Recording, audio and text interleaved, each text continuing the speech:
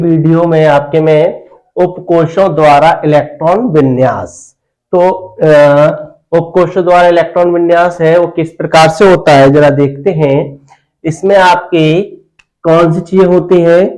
चार, S, P, D और F.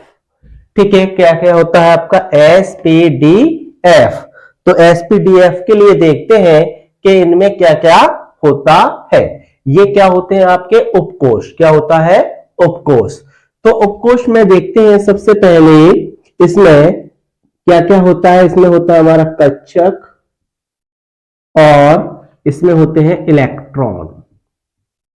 तो हम देखेंगे कि एस उपकोष में कितने कक्षक होते हैं और कितने इलेक्ट्रॉन होते हैं। इसी प्रकार से पी में, डी में और एफ में। तो एक चीज और है, यहां पे देख लेंगे हम, एक कक्षक बराबर होते हैं दो इलेक्ट्रॉन। कितने इलेक्ट्रॉन होते हैं? दो इलेक्ट्रॉन। तो यहां पर सबसे पहले हम एस उपकोष देखते हैं। एस उपकोष, एस उपकोष में कितने कक्षक होते हैं? एक। अब मतलब एक कक्षक बराबर कितना इलेक्ट्रॉन होता है? दो। तो कितना होगा इसमें? दो इलेक्ट्रॉन। कैसे कक्षक बनाएंगे? इस प्रकार से, एक और दो इलेक्ट्रॉन, एक, दो। इसी प्रकार से कौन सा होगा? पी उपकोष। पी उपकोष, पी उपकोष में कक्षकों की संख्या होती है तीन, और जब तीन कक्षक है तो इलेक्ट्रॉन कितने हो जाएंगे? छह। तो किस प्रकार से बनाएंगे? यहां पर एक, दो। तो इसी प्रकार से कितने हो जाएंगे? छह। ये कितने होंगे इसमें इलेक्ट्रॉन? छह। इसी प्रकार से कौन से होंगे? डी उपकोष। डी उपकोष में कितने होते हैं कक्षक आपके? पांच। तो इलेक्ट्रॉन की संख्या कितनी होगी? 10। तो इसी प्रकार से यहां पर कितने कक्षक बना लेंगे हम? 5। और इसी प्रकार से हम एक एक करके क्या कर देंगे? इनमें इलेक्ट्रॉन भर देंगे। तो ये कितने हो गए? 10। इसी प्रकार से एफ उपकोष को लेंगे। तो एफ उपकोष में कक्षक होते हैं अपने कितने? 7। और यहां पर तो इलेक्ट्रॉन की संख्या कितनी हो जाएगी? 14। तो मतलब क्या हुआ कि यहां पर कक्षकों की संख्या बना लीजिएगा कितनी? 7। ठीक, इस प्रकार से 1 2 3 4 5 6 7। ठीक, यहां पर भर दीजिएगा इस प्रकार से इलेक्ट्रॉन। कितने? 14। ठीक, तो आप लोगों को पता चला कि हमारे एस में कितने इलेक्ट्रॉन होते हैं? 2। पी में कितने होते हैं? 6। और डी में कितने होते हैं? 10। और एफ में कितने होते हैं? 14। इसी प्रकार से यहां पर इनकी आकृतियां भी देख लेते हैं। जैसे कोई पूछता है एस का आकार कैसा होता है? तो कैसा होता है हमारा? गोलाकार। क्या बोलेंगे इसको? गोलाकार। ठीक, इसी प्रकार से कोई पी उपकोष का पूछता है कि पी उपकोष का आकार, तो पी उपकोष का जो आकार होता है वो होता है आपका डंबलाकार। क्या बोलते हैं इसको? डंबलाकार। ठीक, इसी प्रकार से कोई डी का पूछेगा तो डी उपकोष का आकार, तो इसका जो आकार होता है वो होता है आपका डबल डंबलाकार। कैसे? जरा देखेंगे इस प्रकार से। इसको हम बोलते हैं डबल डंबलाकार कार। ठीक, इसी प्रकार से डी के बाद आता है आपका एफ। एफ उपकोष का आकार, तो एफ उपकोष का कोई आकार नहीं होता है। इसकी जो संरचना होती है वो कैसी होती है आपकी? जटिल। कैसी बोलेंगे हम? जटिल। ठीक है, तो आप लोगों ने क्या देखा कि एस, पी, डी, एफ में कक्षकों की संख्या 1, इलेक्ट्रॉन संख्या 2। इसके प्रकार पी उपकोष में कक्षकों की संख्या 3, इलेक्ट्रॉन की संख्या 6 और डी उपकोष में इलेक्ट्रॉन कक्षकों की संख्या 5 और इलेक्ट्रॉन की संख्या 10। इसी प्रकार से एफ उपकोष में कक्षकों की संख्या 7 और इलेक्ट्रॉन की संख्या 14। और इसी प्रकार से एस का जो आकार होता है एस उपकोष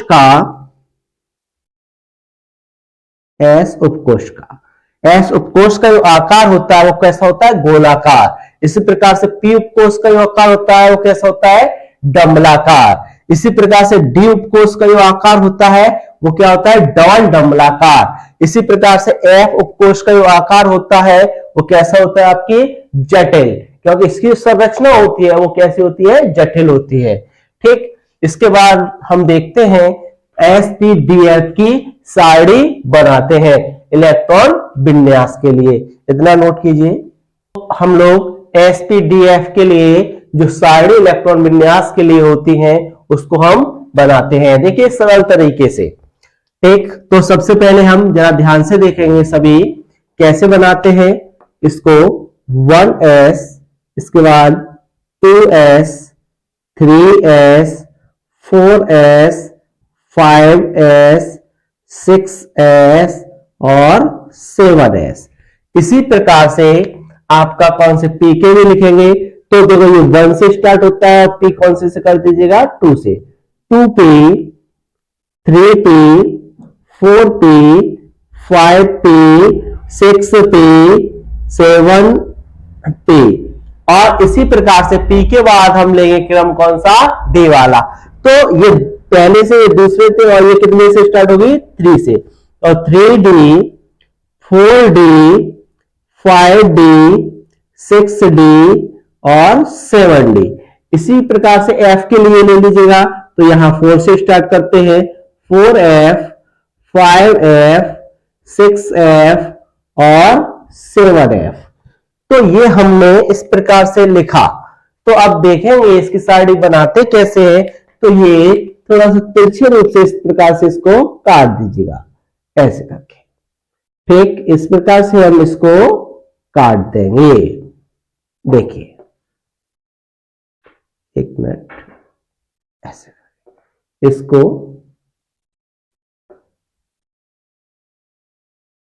इस प्रकार से। तो हमारा क्रम इस प्रकार से चला, ये गया। तो हमने देखा कि जो सारणी है इस रूप से आपकी कैसी बन जाएगी, एक सरलता पूर्वक। तो हमें इसको याद करने की इतनी जरूरत नहीं पड़ेगी, क्योंकि इसको एक बार बना लिया तो ये कभी दिमाग से नहीं निकलेगी। तो जरा देखते हैं, इसका क्रम लिख लेते हैं। यहां पर क्या होता है, सबसे पहले कौन सा होता है, 1s। तो यहां लिख देते हैं 1s, फिर कॉमा में, फिर ये दूसरा क्रम में कौन सा होता है आपका, 2s। फिर तीसरा जो क्रम होता है 2p और 3s। तो क्या लिखेंगे, 2p, 3s। ठीक, इसी प्रकार से इसको क्रम को लेंगे तो कौन सा होगा, 3p और इसके बाद 4s, तो 4s। फिर कॉमा लेंगे, 4s के बाद फिर ये दोबारा से क्रम स्टार्ट होगा, 3d,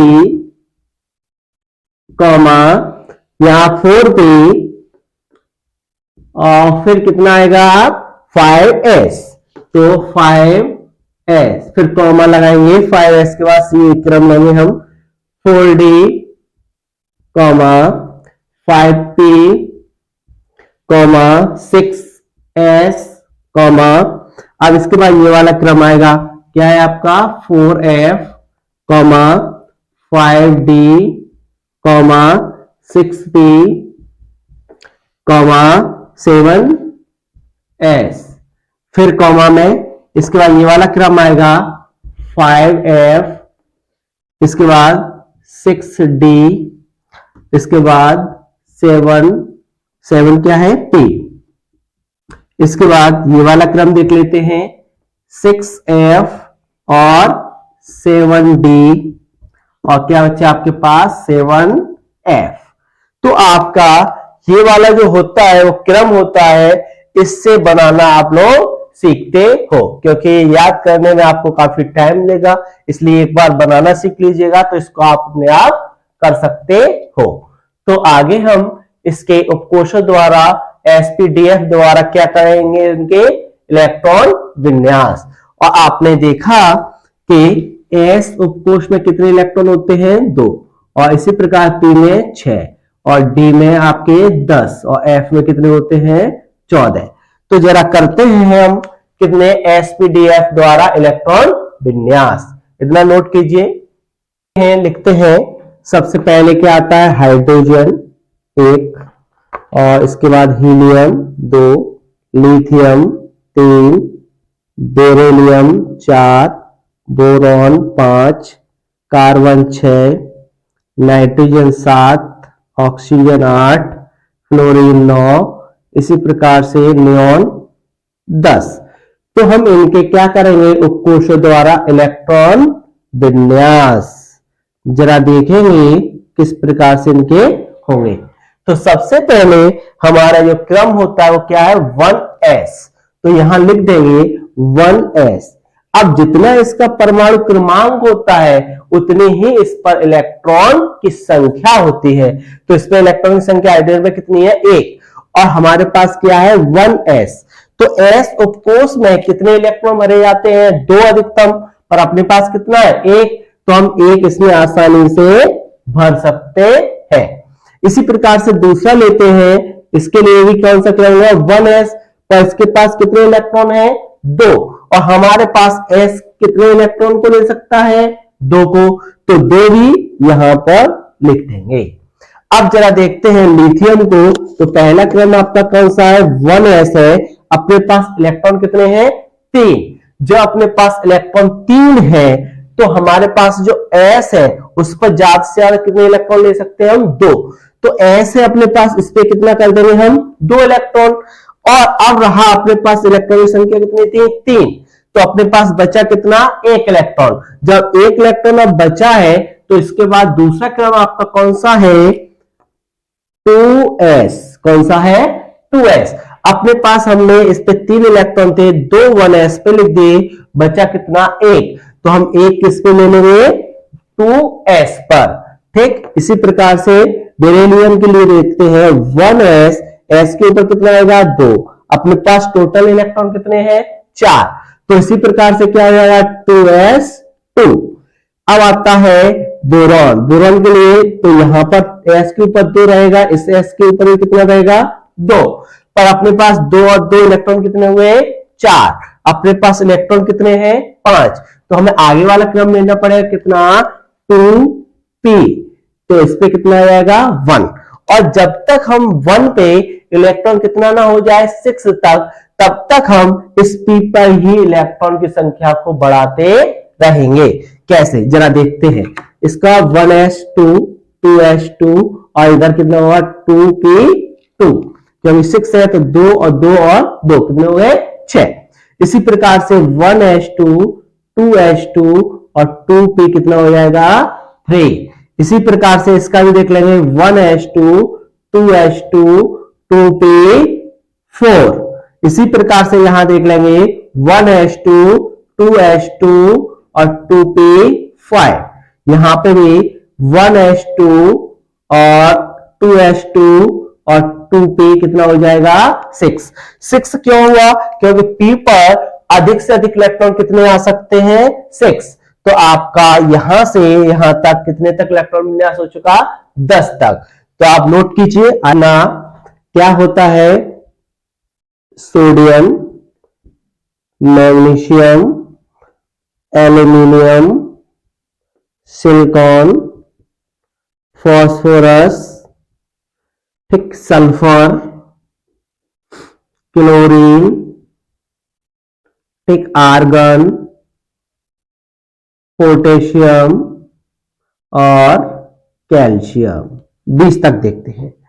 तो आपने देखा कि आपके पास कितने इलेक्ट्रॉन की संख्या है, 11। तो हम पहला 1s लेते हैं, 1s, s पे कितने होंगे इलेक्ट्रॉन, 2। फिर 2 के बाद फिर दूसरा लेते हैं 2s2। ठीक है, तो 2 और 2 कितने हुए, 4 इलेक्ट्रॉन हुए। इसी बाद में कौन सा लेते हैं हम, 2p लेते हैं, p पर कितने होते हैं अधिक से अधिक इलेक्ट्रॉन 6, तो 6 लिख देते हैं। तो अपने पास टोटल इलेक्ट्रॉन कितने हुए 2 और 2 4 और 6 10, पर अपने पास है कितने हैं 11। सोडियम के पास जो इलेक्ट्रॉन की संख्या है वो कितनी है 11। तो हमारे पास अभी हमने इलेक्ट्रॉन की संख्या कितने टोटल की है 10। तो अगला जो क्रम है वो कौन सा है आपका 3s। s पे कितना है, अब अपने पास कितना इलेक्ट्रॉन बचा 1, तो आसानी से लग जाएगा क्योंकि s पे कितना होता है अधिक से अधिक इलेक्ट्रॉन 2। फिर इसी प्रकार से हम मैग्नीशियम का देखते हैं, तो 1s2 2s2 2p6 और इसी के ऊपर 3s कितना हो जाएगा 2। तो टोटल देखेंगे 2 और 2 4 और 6 10, 10 और 2 12। इसी प्रकार से देखेंगे यहां पर भी 1s2 2s2 2p6 और 3s2, क्योंकि s पे 2 से ज्यादा नहीं कर सकते हैं। पर अपने पास कितना इलेक्ट्रॉन है टोटल 13। तो यहां संख्या गिनते हैं 2 और 2 4 और 6 10 और 2 12, पर हमारे पास 13 है तो एक और क्रम लेना पड़ेगा। तो 3s के बाद क्या आता है 3p, तो यहां पे क्या आ जाएगा 3p1 और p पर अब कितना होगा अधिक से अधिक 6। तो जब तक इस पे 6 ना हो जाए तब तक ही इस पे ही इलेक्ट्रॉन बढ़ते रहेंगे। तो जरा देखते हैं 1s2 2s2 2p6 3s2 और 3p2। इसी प्रकार से 1s2 2s2 और 2p6 3s2 और 3p3। इसी प्रकार इसका भी देख लेते हैं सल्फर का भी, तो 1s2 2s2 2p6 3s2 और 3p4। इसी प्रकार से 1s2 2s2 2p6 3s2 और 3p5। इसी प्रकार से इसका भी देख लेते हैं 1s2 2s2 2p6 3s2 और 3p6। तो आपने देखा कि यहां पर p पे अधिक से अधिक कितने हो गए 6 इलेक्ट्रॉन। अब इसका आगे देखते हैं पोटेशियम का 1s2 2s2 2p6 3s2 और 3p6, क्योंकि 6 से ज्यादा इसमें इलेक्ट्रॉन नहीं रख सकते हैं। तो देखिएगा कितना टोटल हुआ 2 और 2 4 और 6 10, 10 और 2 12 और 6 18। अपने पास इलेक्ट्रॉन की संख्या कितनी है 19। तो अगला क्रम 3p के बाद क्या है 4s। तो यहां कॉमन लगा के क्या लिखेंगे 4s1। तो इसी प्रकार से देखते हैं इसका भी 1s2 2s2 2p6 3s2 और 3p6 और 4s कितना हो जाएगा 2। तो इस प्रकार से आपके इलेक्ट्रॉन विन्यास कितने 11 से लेकर के 20 तक हुए। आगे करते हैं नोट, जैसे स्कैंडियम 21, इसके बाद आता है टाइटेनियम 22, इसके बाद वेनेडियम 23, क्रोमियम कितना होता है 24, manganese 25, iron 26, cobalt 27, nickel 28, copper 29, Z zinc कितना है 30। तो इसका भी हम इलेक्ट्रॉन विन्यास करेंगे, ठीक है, जिस प्रकार से अभी हमने 1 से लेकर 20 तक किए हैं। तो देखेंगे यहां पर 21 का पहला क्रम 1s, s पे कितना होता है 2, और फिर 2s पे, s पे भी कितना होता है 2। इसके बाद 2p पर कितने होते हैं 6, ठीक है। इसी प्रकार से 3s पे भी कितने होते हैं 2। इसी प्रकार से 3p पर कितने होते हैं 6 और 4s पर कितने होते हैं 2।